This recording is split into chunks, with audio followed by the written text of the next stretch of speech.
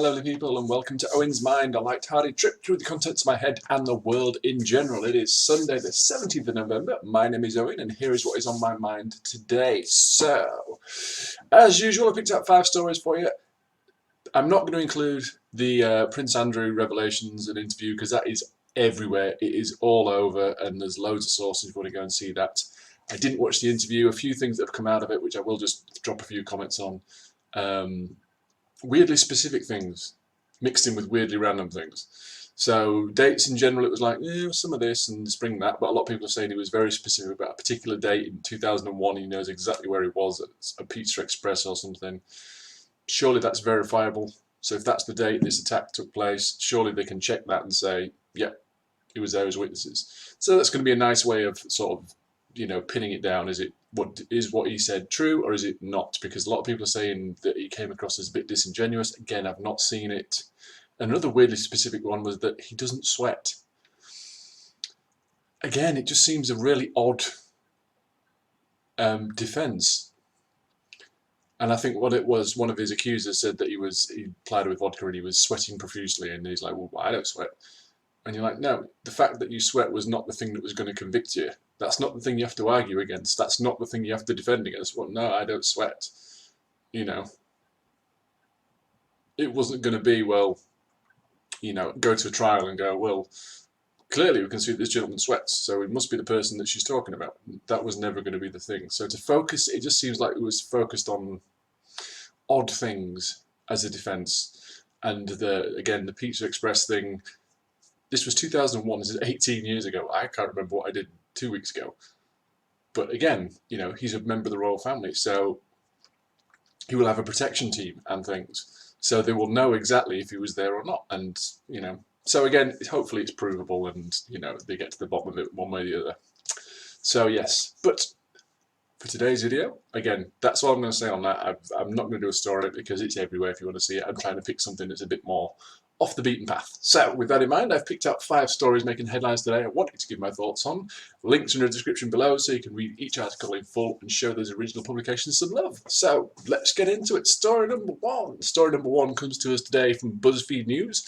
Lizzo is being sued by the woman she accused of stealing her food delivery. So, yes, this woman has filed suit. So, a woman whom singer-songwriter Lizzo accused of stealing a delivery order back in September is suing the star for libel, emotional distress, and false invasion of privacy. So Tiffany Wells, 27, on Friday filed court documents against Melissa Jefferson, professionally known as Lizzo.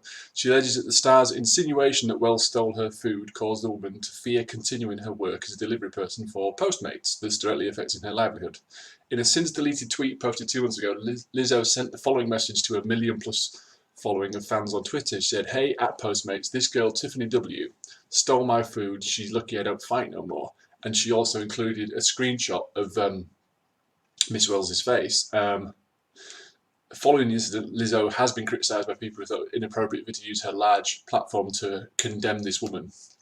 Particularly since there was no real sort of evidence of it. We'll get to that in a second. But Lizzo later showed remorse for what transpired, saying, "I apologise for putting that girl on blast. I understand I have a large following and that there were so many variables that could have put her in danger." So, brilliant. She acknowledged it straight away. "I'm really be more responsible with my use of social media and check my petty and my pride at the door." So it's great that she's kind of recognised, you know, people have brought her up on it and said, you know, this is, you know, probably shouldn't be doing this because, you know, bad things would happen. And straight away she's gone, yeah, fair enough. Anyway, the suit's been filed, so she said that she was on the receiving end of threats, direct threats of violence, and feared for her physical safety. She went on to say that Lizzo knew or should have known that her false and defamatory statements would be republished over and over by third parties as well as various media outlets. Lizzo lacked reasonable grounds for any belief in the truth of her statements and acted negligently in failing to determine the true facts, the suit reads. Later adding that the star acted with actual malice and reckless disregard for the truth when she tweeted the false statements.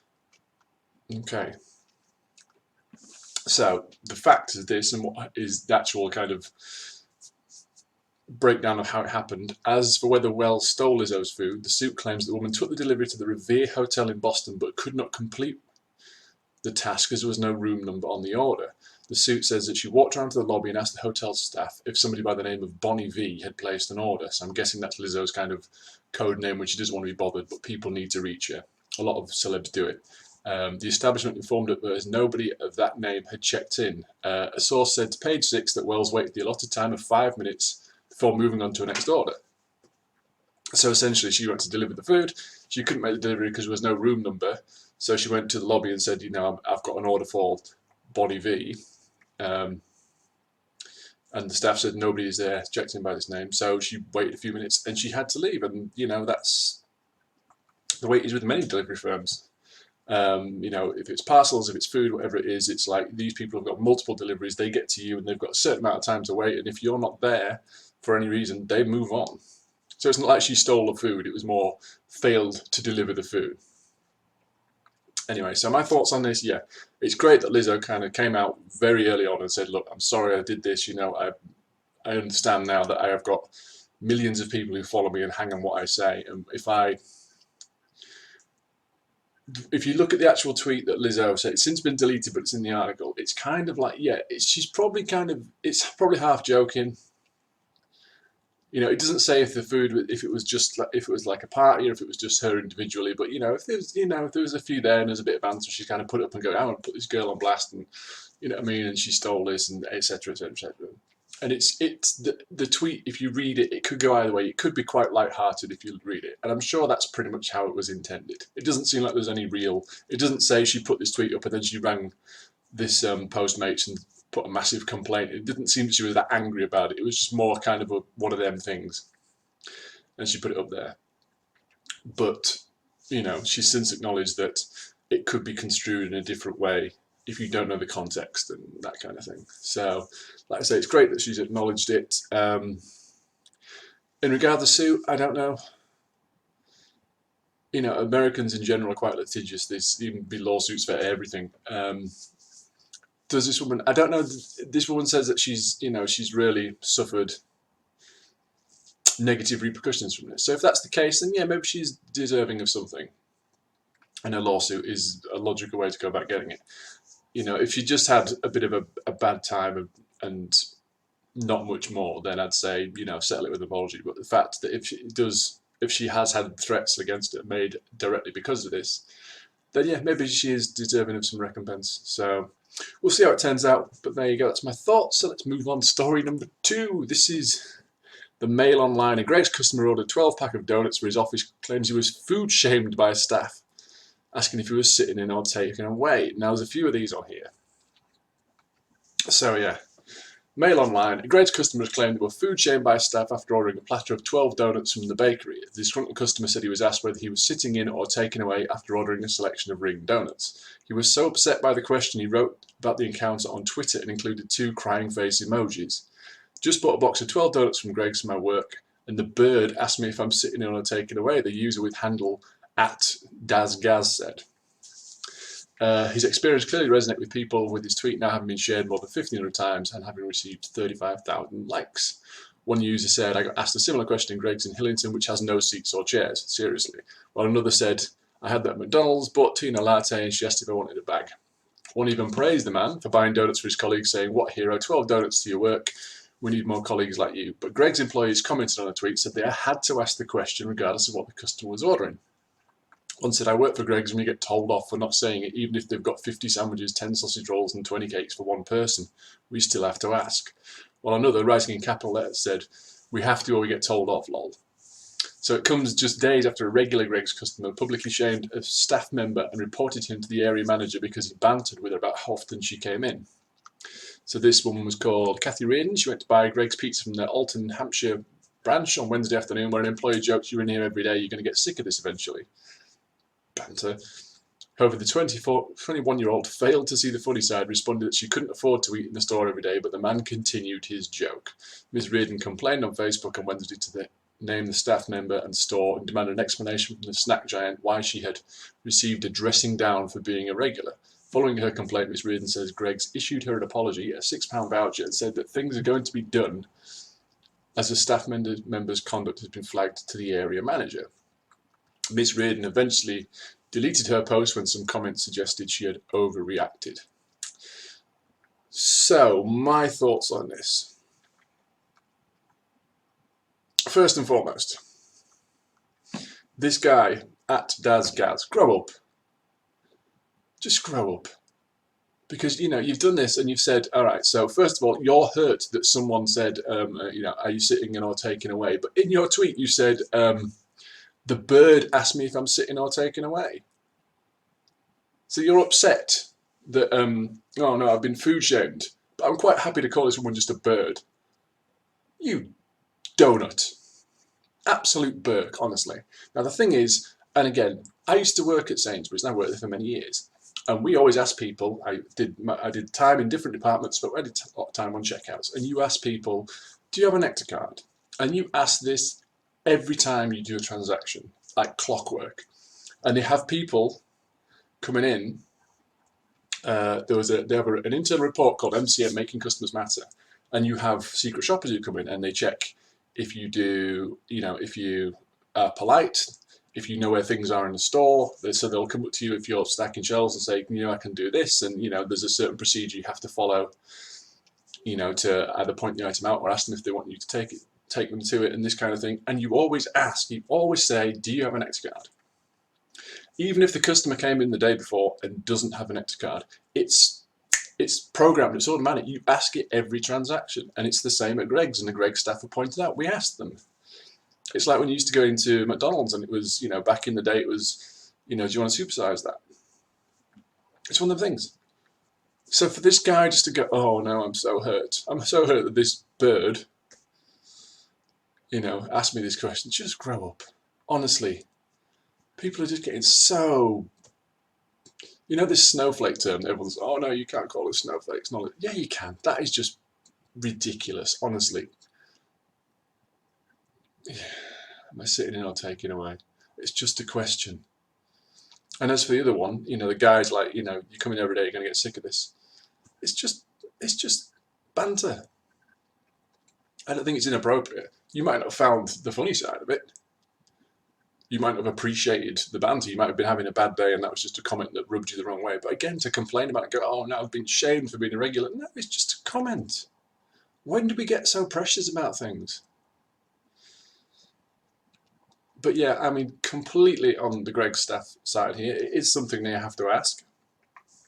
You know, and they asked it to this guy and he's, to my mind, very unnecessarily got upset by it. If this is worthy of a complaint by you, I think it says more about you than it does about them. And yeah, the hypocrisy of you going, you know, I feel food shamed, but I'm quite happy to make a sexist comment like bird in the tweet where I complain about being food shamed. Yeah, just you're a Burke, honestly.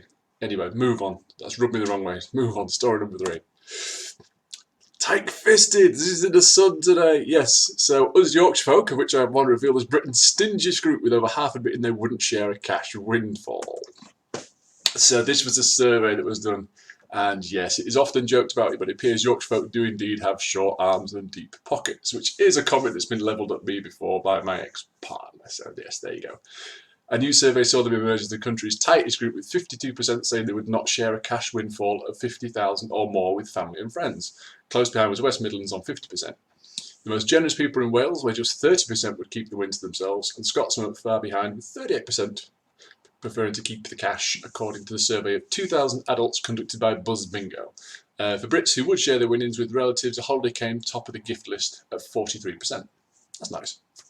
Broadcaster and Sun columnist Jeremy Clarkson, 59, who was born in Doncaster, jokingly agreed with the Yorkshire results, saying, "It's true, I only ever breathe in." Yeah, so it's a small survey done by one particular company. So it was, obviously they probably did it, if it was Buzz Bingo, I'm guessing they did it with their clientele and all this kind of stuff. You know, if you won, what would you do? Would you share it with people? And 52% of Yorkshire men and women said, no, we wouldn't. So there you go. For me, it's a bit of fun. Everyone's an individual. Everyone's level of charitability, if that's even a word, generosity and all this kind of stuff, it's very individual in it. So you can't, based on a survey of 2,000 people, to make a statement about the largest county in the UK that has millions of people. But even then, I'm not going to get upset about it. So what?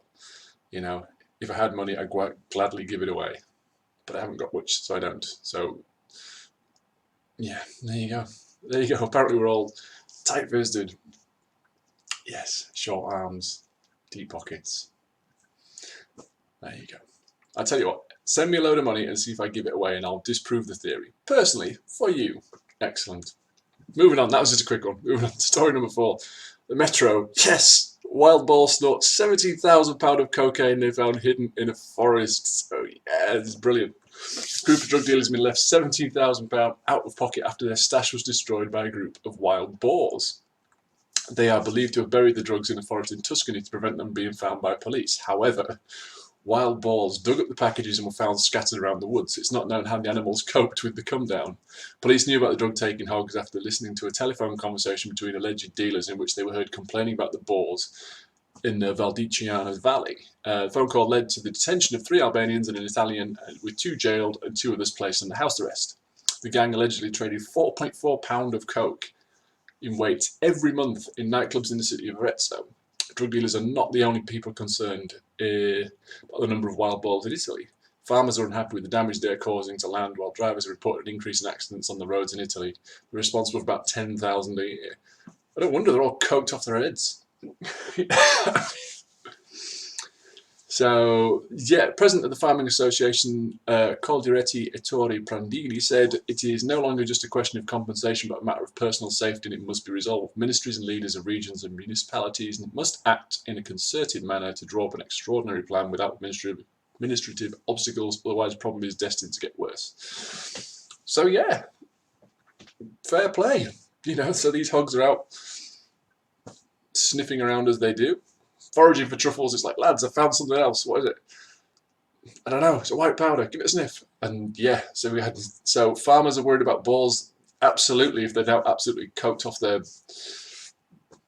heads on China white. So yeah, so essentially these hogs, these boars, have caught the criminals because it was a phone call where these drug dealers were going, you know, these drugs which we buried in this forest have been dug up by these wild boars.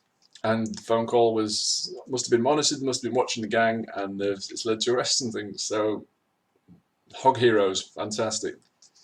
Yeah, just, if you're gonna...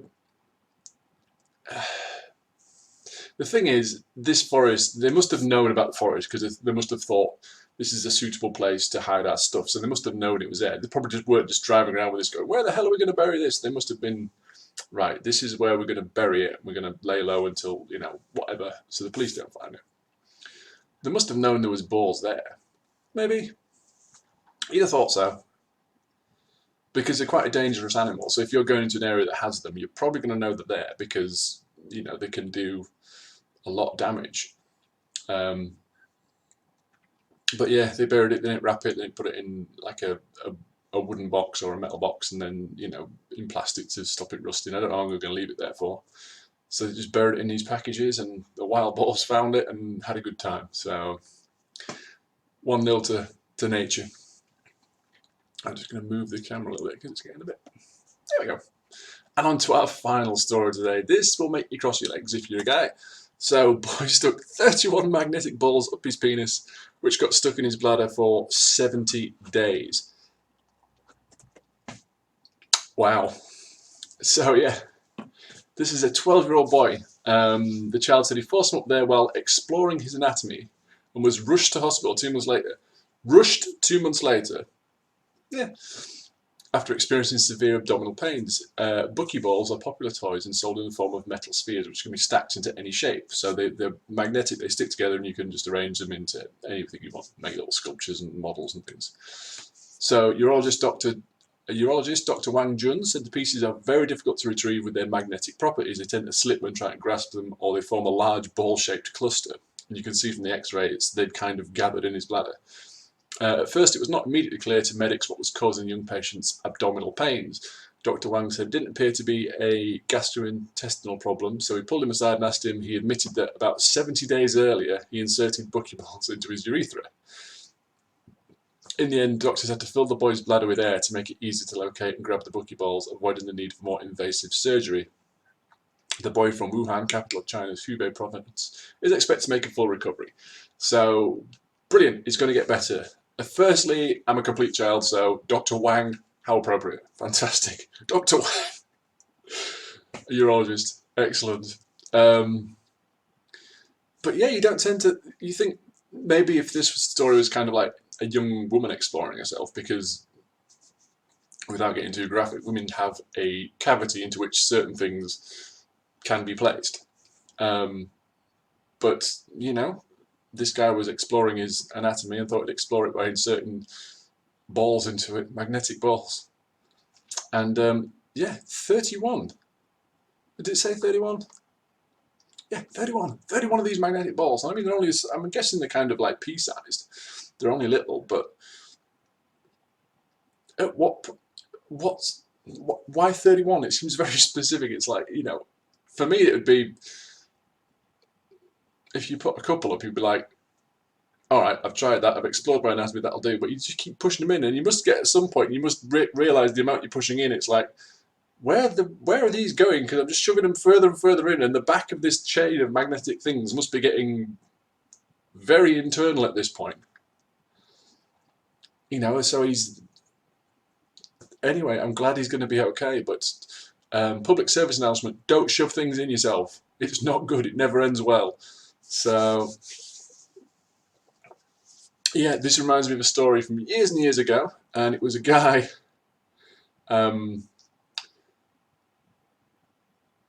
yeah, it showed you a similar x-ray, and I looked at this x-ray and I could not believe it. But it just reminded me of that story, which is why, kind of why I threw it up here, just because, number one, because it's funny. The guy's going to be okay, so therefore it's okay to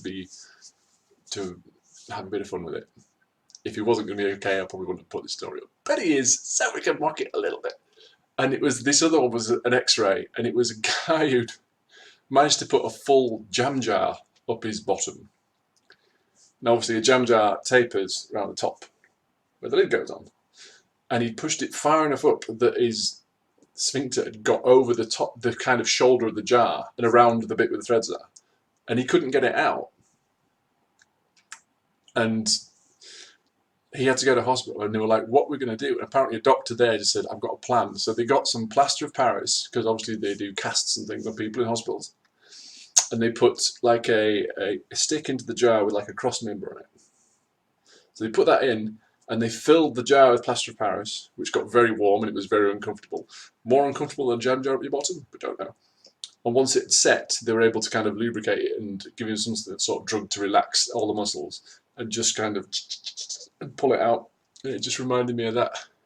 The things that people will put in themselves or up themselves, and yeah, just don't. If you take anything away from this video, it's good to know your body. It's okay, it's fine to explore your body, but don't shove things in your body, please. So there you go. Public service announcement. Doing my bit for society. Anyway, there we go. So that's it, guys. The links to all the stories I've discussed can be found in the description below, so feel free to go and check them out. Let me know what you think about this video, and tell me, what do you think about the Greg story in particular? Because that's one that's really... do you think these people are overreacting? Do you think it's just... you know, or have you ever been asked a question by a member of... let's broaden it a bit. Have you ever been asked a question by a store assistant or a shop assistant that you thought was just completely ridiculous? If so, comment below, please, along with any thoughts you'd like to share. These were mine. They're not necessarily important. They're not necessarily right or wrong. They're just what was on my mind. So until next time, bye for now.